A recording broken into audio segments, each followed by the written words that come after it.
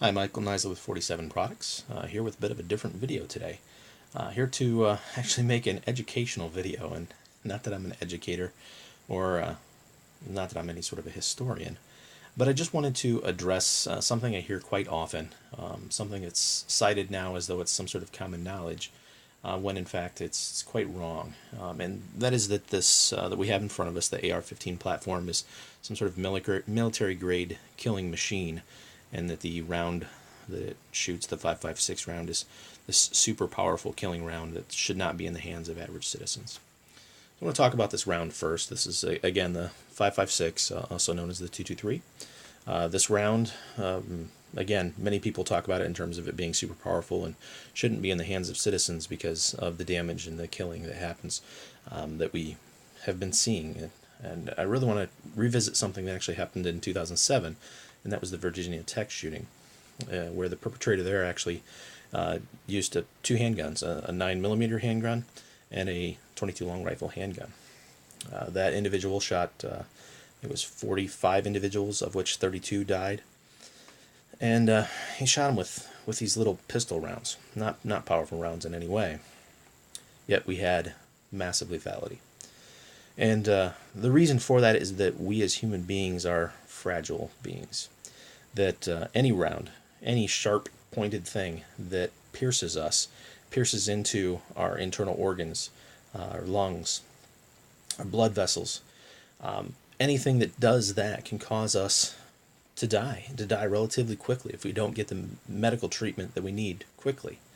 And that's what we really need to talk about, is that no matter what round an active shooter is using, no matter if it's the 223 or these smaller pistol calibers, that what we need is someone to stop that active shooter, so that way first responders can get into the situation and get somebody the treatment that they need. The vast majority of homicides, any sort of gun-related homicide, happens with pistol calibers, not rifles. Much, much fewer. In the order of magnitude, I think it's over 60% of any gun-related fatality happens with these pistol rounds. It's a very small number that is rifle rounds. So it's not the caliber of the round, it's not the power of the round that is killing people. It's the lack of treatment, because we don't have people stopping these active shooters. So we have people that are shot, not able to get the quick triage type treatment that they need to stop the bleed, to deal with the wounds as quickly as they can on site before they can get to the trauma surgery. So it's not a powerful round. It's the time that it's taking to neutralize these active shooters that's causing these crazy fatalities. Now, how did we get to the 223 or 5.56 round here? How did we get to this round as the military round? And to that, we got to go back to World War II and this round. This is the 30-06. So this is what was common during World War II, the standard military issue round for a rifle. That was shot of the M1 Garand. So I don't know if you have seen Saving Private Ryan, but they have those big wooden rifles and they shoot them, and then they have this weird ping sound and this piece of metal goes flying out of the gun. And then once that happens, they take a new bandolier with a bunch of these rounds and they shove it down on the inside of the gun, and they're able to continue shooting. That's what we have here, 30-06. Now the 30-06 is a big, powerful round, as you can see. Again, when you put the 5.56 next to it, it just dwarfs it. Now the military, coming out of World War II, before Korea, they talked to the military. They talked to the average Joe that was carrying around those big rifles, and those soldiers said they were heavy. They said that they did not allow them to move as quickly as what they wanted to. They were not allowing them to sling the rifle behind them and have a rucksack, and it was smacking into their helmets, making them go down over their faces. So they did not like those rifles. They wanted something that was more maneuverable, and they had that with the 30 caliber carbine, a smaller rifle. They had it with the actually the Thompson machine gun was common. That was developed in the early 19 teens. So the rifles that shot smaller rounds have been around for quite some time. I think the Thompson machine gun is actually chambered in a pistol caliber, the .45. But so the military, during that time, they decided they wanted to come up with a smaller round. And so between the different military contracts that were out there, they were looking at the .308 round and then also the .223, dubbed the 7.62 by 54 NATO and the 5.56. So these were the rounds that the military was trying to choose. And they ended up looking at different rifles, and this company called Armalite came out with something that they called the AR-10. And that actually was chambered in this round, this larger round, the 7.62 by 54. Now, they did some testing with that. There was talk between these two, and the military, the Army, decided that they were going to go ahead and stick with a 30 caliber. And there's all sorts of political craziness that went along with that. If you're really interested, I'm completely jumping over all of that. But anyway, the military adopted the AR-10 platform, and they named it the M14. The round here that they used was the 30 caliber, the 308 or 7.62 by 54. Now that went into the hands of the people fighting in Korea, and they found that that round was still too big.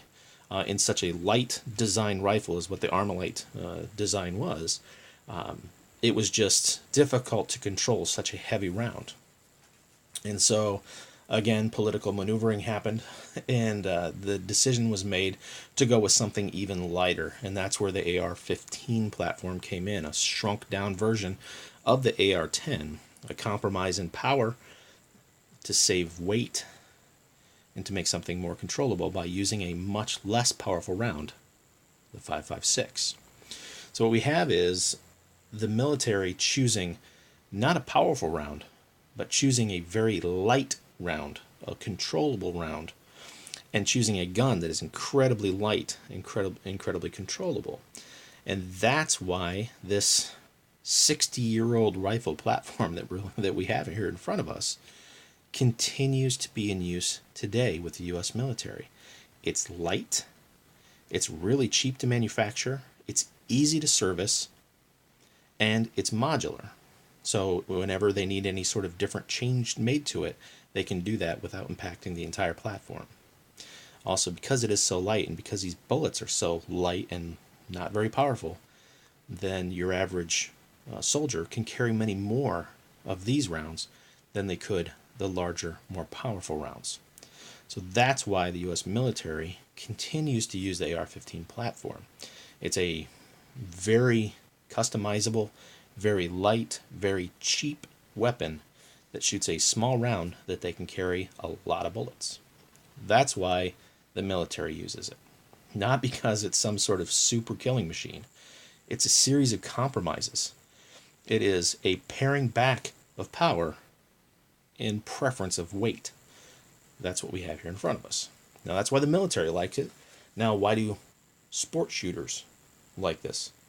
Well, it's light. Yeah, I don't want to carry around a heavy gun. It's cheap. Yeah, I don't want to shell out a whole lot of money. It's customizable. Yeah, I want mine to be different than everybody else's. You may just look at it and think this is the same as everybody else's, but I assure you, this is customized for my preferences. So, the same type of reasons why this is popular for the military and has been for 60 years is the same reason why sport shooters enjoy this platform. It's inexpensive. It's incredibly lightweight. It's cheap to shoot. It's cheap to service. It's highly customizable. Not because it's some sort of massive killing machine. It's not at all the case. This is just a good design. And that's why it's popular in the military and why it's popular for civilians. It has nothing to do with lethality. Nothing at all. It's a compromise. So that's really what I wanted to discuss. So next time you hear somebody say something like military grade, I want you to take a step back and say, okay, what makes it military grade? Is it because it's super powerful? Because, I mean, our tanks, our jets, sure. Your average soldier, if it's in the hands of just your average soldier, it's because it's inexpensive and light. That's what makes it military grade, not anything else. So though, anytime you hear that in the future, military grade, don't think powerful. Think in terms of what this thing is. Cheap and light. That's why they have it. That's what makes it military grade. That's also why it's popular with civilians. Now, let's talk about this one that we have in front of us. So this is the AR platform, and that's this bottom section here. That makes it an AR-15 platform. Now the top section here, which is not the gun itself, this is customizable. The gun is this metal piece right here. That's all that is this gun. This top part is custom for me. This shoots a different round. This actually shoots this round. That is the 7.62 by 39 round. That is actually what you see with the AK-47 style rifles and the SKS rifles. Again, if you look at the size of the bullet compared to the two, this is a much larger bullet. It's actually more like these that we have over here, but it's a smaller round. So again, for my choice, I don't like the compromise in power for this itty-bitty bullet. Instead, I want something a little larger and a little more powerful for what I plan on using this for. Now, this particular rifle, again, other customizes with it is that it's in fact not a rifle. This is a pistol. The bottom, again, this receiver, that is the gun. This is licensed and serialized as a pistol. If we look at the back of this, it does not have a normal stock on it. Instead, this particular thing has what's called a brace. And so, according to the Bureau of Alcohol, Tobacco, and Firearms, this is a pistol that we have in front of us. So this is very customized for my uses. I wanted something small, compact, relatively lightweight, and I wanted something that was chambered in the 7.62 by 39 caliber, 7.62 by 39 round. So again, why did I choose it? Inexpensive, lightweight, customizable. Same reasons.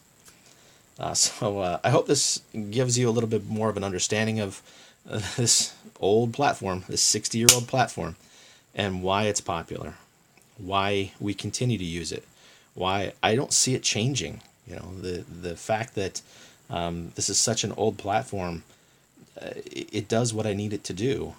It does it inexpensively. Why would I change it into something different? It's just a really nice platform. So hope this gives you some information. I really appreciate all of you who follow my company and who've waited through this video. I hope it's provided some information, just kind of a better understanding of this platform. I know a lot of the people who follow this channel already know this information, but I hope this is something you can share with your friends and family that's not confrontational. You know, it doesn't take any alarming stances. It just tries to present the facts the way that they are. So thanks. You all have a fantastic day, and I appreciate your time.